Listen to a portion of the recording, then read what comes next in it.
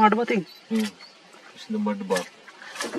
An incredibly strange and interesting fact about elephant mud baths is that they use their mud-coated skin to literally ghost themselves.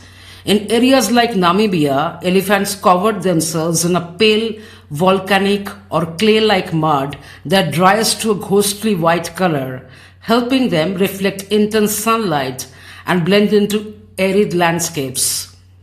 This is a striking form of physical camouflage. It helps them blend visually with the shimmering, heat-distorted horizon. Because the body cool except heat in the mosquito already.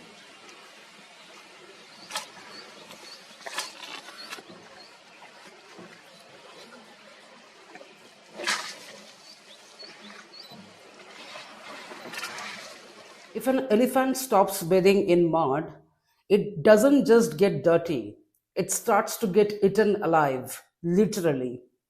Most people think mud is just a jungle sunscreen, but the reality is much more gruesome. Did you know that an elephant's skin, despite being an inch thick in places, is so sensitive it can feel a single fly landing on it, along with its precise coordinates? But here's the kicker: an elephant's skin doesn't have sweat glands. If they don't find a mud hole, they face a literal biological meltdown. They are essentially 6-ton ovens that can't turn off the heat.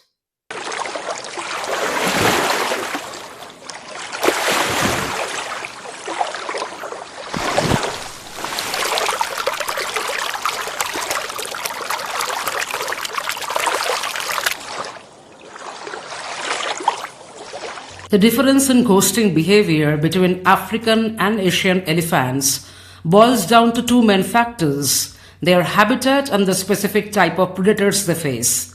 In the vast open grasslands of Africa, there is nowhere to hide. The pale mud found in places like Etosha National Park doesn't just camouflage them, it reflects the sun's intense heat, making them harder to spot from a distance by breaking up their massive silhouette against the shimmering horizon. Asian elephants, on the other hand, live in thick tropical forests with plenty of shade. Their mud baths usually result in dark, earthy tones that help them blend naturally with the forest floor and deep shadows. They don't need ghostly white mud because their environment already provides ample cover. African calves are preyed upon by lions, spotted hyenas, and Nile crocodiles. African lions are particularly dangerous because they hunt in highly coordinated prides. Some prides, like the Savoti pride in Botswana, have even cracked the code to taking down sub-adult and occasionally adult elephants by attacking as a massive 30-strong team. The primary natural predator for Asian elephant calves is the Bengal tiger. Unlike lions, tigers are solitary hunters. While a tiger is incredibly powerful, it relies on ambush and stealth rather than the overwhelming numbers a lion pride uses. Still, they manage to take adult elephants at times, as we have seen in Corbett and Kaziranga. Because African elephants live in more open areas with predators that hunt in large groups, their defensive ghosting and mud shield rituals are much more about surviving extreme heat and visibility. Whereas for Asian elephants, mud is a more subtle tool for skin health and temperature regulation in the shed. However, most experts agree that for adult elephants, mud is not used for anti-predator defense primarily. In dense forest habitats, mud may provide incidental visual camouflage, but it is not considered a deliberate stealth tactic against their main natural predator, like for Asian elephants, the tiger. The ghosting effect in Namibia is primarily an extreme thermoregulation strategy. The pale mud reflects the intense desert sun. Any camouflage benefit is secondary to keeping the animal from overheating in a shadless environment.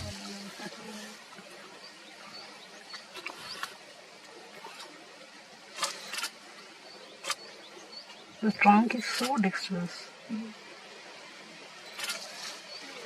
When they encounter a muddy pond or a patch of soft earth, they use their trunks to spray mud over their backs, or joyfully roll their massive bodies from side to side, like indulging almost in a private spa in the middle of a forest. Many of you are already aware of the fact that the mud and dust coating act as a natural physical sunscreen, protecting them from harmful UV rays, preventing sunburn, and retaining moisture to keep their skin from drying and cracking. To cool down even further, elephants will spray mud or water behind their ears, if you have noticed. This allows the circulation of blood to cool down faster, as an elephant can pump all its blood through its ears every 20 minutes. As someone who is observing elephants for a long time, I look at mud as a secondary organ. When that mud dries, it creates a cracked mosaic like shell. This isn't just for cooling, it's an evolutionary fortress. Those deep cracks in their skin, which are actually a specialized web of microcanals, they trap the mud. As the water evaporates, it pulls heat directly from the blood vessels near the surface. So it's a low tech, high efficiency evaporative cooling system that beats any AC unit humans have ever built. Without it, their core temperature can soar to lethal levels. The microfissures and cracks are so narrow that they literally suck water and mud upward and hold it there against gravity, which is the secret to their trapping power. This anti-gravity effect in elephant skin is one of the nature's coolest engineering feats. It relies on capillary action, the same physical force that allows water to climb up a straw or travel through a paper towel. In elephants, this happens because of the unique geometry of their stratum corneum. Now, what's that? In most mammals, the stratum corneum, that is the outermost layer of the skin, is shed in sheets. In elephants, it is uniquely hyperkeratotic, meaning it grows incredibly thick and doesn't shed easily. This causes it to crack under its own weight, creating those millions of microscopic valleys that can hold 5 to 10 times more mud and water than a flat surface ever could. Capillary action occurs when the stickiness, that is the adhesion between a liquid and the surface, is stronger than the liquid's internal bond or cohesion. So basically when adhesion is stronger than cohesion. Because the cracks in an elephant's skin are microscopic and incredibly narrow, they act like thousands of tiny glass tubes. When an elephant steps out of a mud hole, gravity wants the water to run off, right? However, the surface tension within these microfissures creates a suction that pulls the mud and water upward and inward, pinning it against the skin surface. So this becomes a storage valley. This isn't just a surface coating. The capillary force drags the moisture deep into the valleys of the skin, where it stays trapped even as the elephant moves and walks. Without this force, an elephant would dry out almost immediately after a bath as water drained toward their feet. Capillary action ensures that moisture stays distributed across their high surface area torso and back, where the sun hits hardest. By fighting gravity and keeping the mud locked in the cracks, the elephant creates a slow release reservoir. As the trapped water eventually evaporates, it pulls heat away from the body, a process that can last for hours after they have left the water. As the water is sucked into the cracks, it leaves behind a concentrated mineral paste. This plugs the microfissures, sealing in hydration like a biological cork. So basically, this is a capillary engine siphoning moisture against gravity.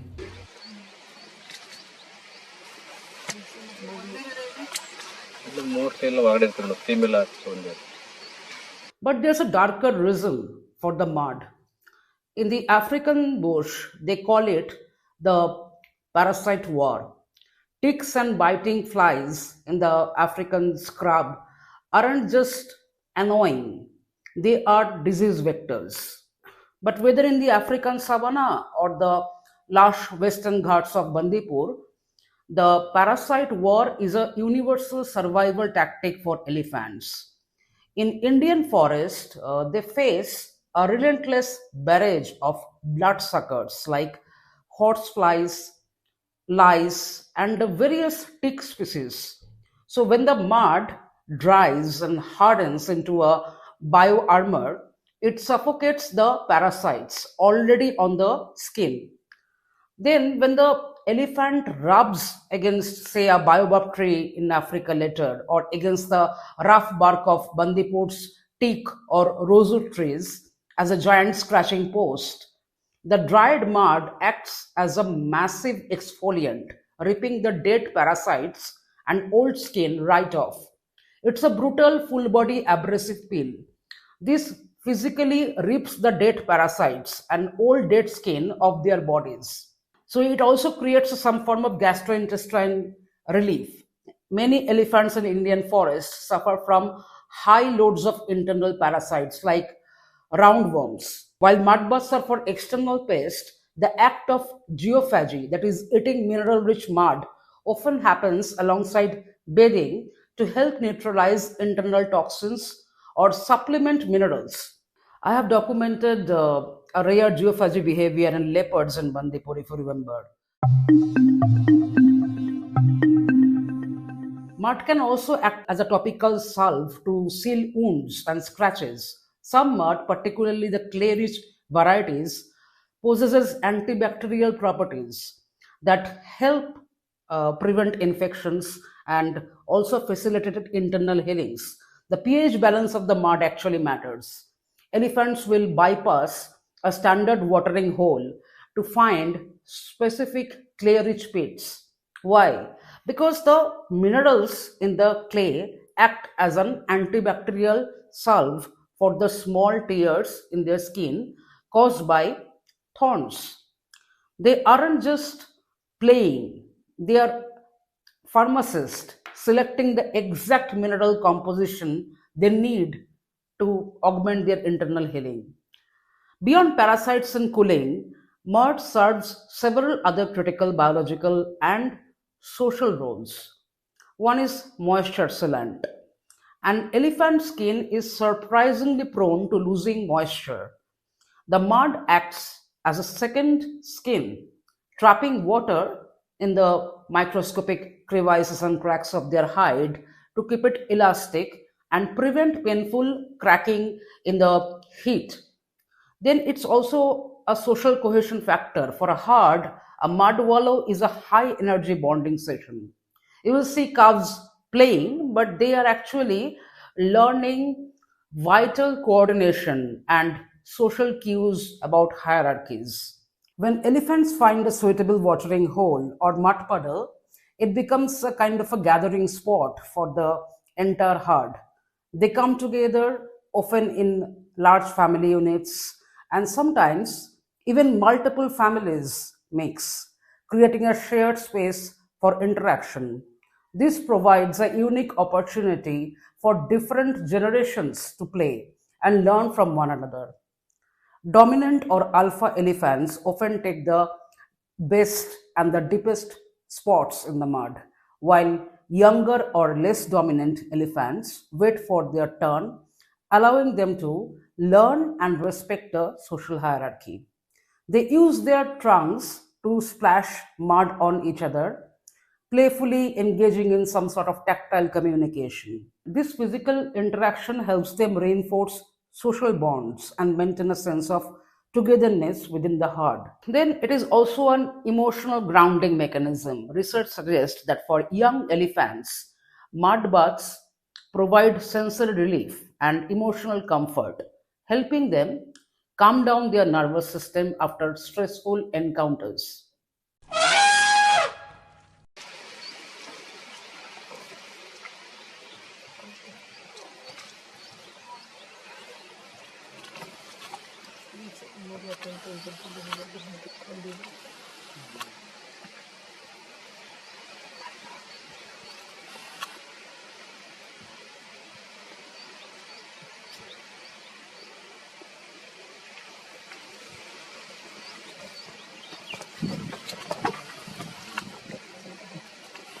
Smelling mud. Body cool ಮಾಡ್ಕೊಂಡು ಹೋಗ್ಬೇಕು ತುಂಬ ಬಿಸಿಲಿತ್ತಲ್ಲ. Asian elephants often rely on mud more for insect protection than for preventing extreme dehydration from a dry heat. Because Bandipur is more humid and forested than the African savanna, that's what you have heard the guide saying. African elephants have significantly more wrinkled skin than their Asian counterparts. These millions of microcrevices are designed to trap and retain 5 to 10 times more mud and water, providing a longer lasting cooling effect in their arid environments. While many large mammals swallow, the engineering behind it varies. Elephants are the real precision sprayers. Unlike others, elephants use their trunks as high pressure hoses to precisely target hard to reach areas like the thin skin behind their ears, where heat loss is most efficient. Rhinos are more like the armor builders. Rhinos lack the trunk to spray mud. They must physically roll in deep wallows. Their goal is often a hardened armor of mud to protect their relatively hairless, sensitive skin from the sun and biting of insects. Wild buffaloes are the famous parasite specialists. Buffaloes primarily use wallowing to smother ticks and lice. They often lie in the water for extended periods to drown parasites before coating themselves in mud to prevent new ones from attaching. So, this has an ecosystem impact. When elephants wallow, their massive size and movements churn up nutrients and deepen water holes, creating some kind of microhabitats for smaller creatures like, say, suppose frogs and birds, a feat buffaloes and rhinos don't usually achieve on the same scale. A mud bath does not permanently change an elephant's natural skin color. An elephant's true skin color is a consistent grayish black. However, because elephants mud bathe almost daily, they often take on a semi-permanent appearance that matches their local environment. This leads to several unique visual effects. For example, in Tsavo National Park of Kenya, the elephants are famous for being a striking brick red. This is due to constant bathing in iron oxide-rich volcanic soil that bakes onto their skin. Already explained to you about white ghost of Namibia. In Amboseli, they often appear dark grey or charcoal from the swampy volcanic ash at the base of Mount Kilimanjaro. The color is purely a physical coating of mud and dust. It does not seep into the skin's actual pigment. In the rainforest of Kerala and Karnataka, the soil is rich in laterite, which is high in iron oxide. After a mud bath, that's why elephants often take on a deep rusty or burnt orange tint here. In Jim Corbett National Park of Uttarakhand, the riverbeds and floodplains are filled with alluvial sleet and grey clay. Elephants here often appear a pale silvery grey or dusty ash color. This helps them blend in perfectly with the tall, dried sal forest trees and elephant grass. In the backwaters of Kabini or the marshy areas of Kaziranga, elephants wallow in deep organic black muck rich in decomposed leaf litter. When they emerge, they look almost onyx or jet black. This dark coating is excellent for heat absorption on cooler mornings.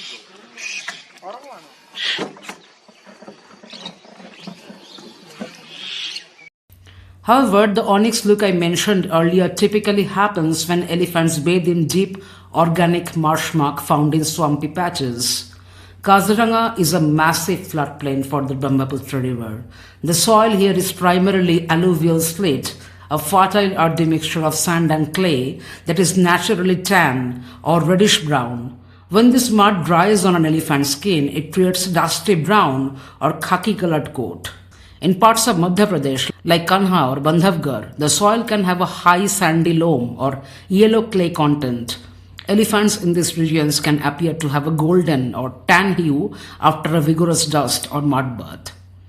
Interestingly, as Asian elephants age, they develop pink spots or depigmentation on their trunks and ears. These bright pink freckles stand out much more vividly against a fresh coat of dark forest mud. The river clay considered best for an elephant skin in India is widely known as Multani Mitti or Fuller's Earth or mineral-rich bentonite. Traditional mahouts and researchers point to specific clay types found along Indian riverbeds that provide unique therapeutic benefits.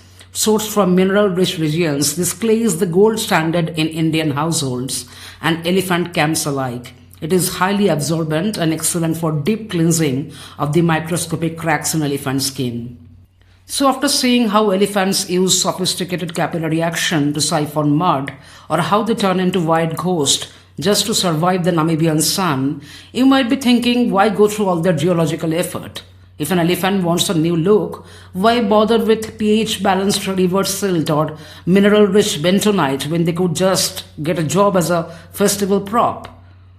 Recently, we have seen photos of elephants painted bright bubblegum pink for events, and honestly, it's the ultimate shortcut. Why spend hours finding the perfect iron oxide red in the Western Ghats when a human with a bucket of organic paint can give you a makeover in 20 minutes? I mean, sure, the mud provides a biological UV shield, acts as a parasite killing exfoliant, and uses anti-gravity physics to keep the skin from cracking, but can it make you look like a giant piece of candy? Probably not.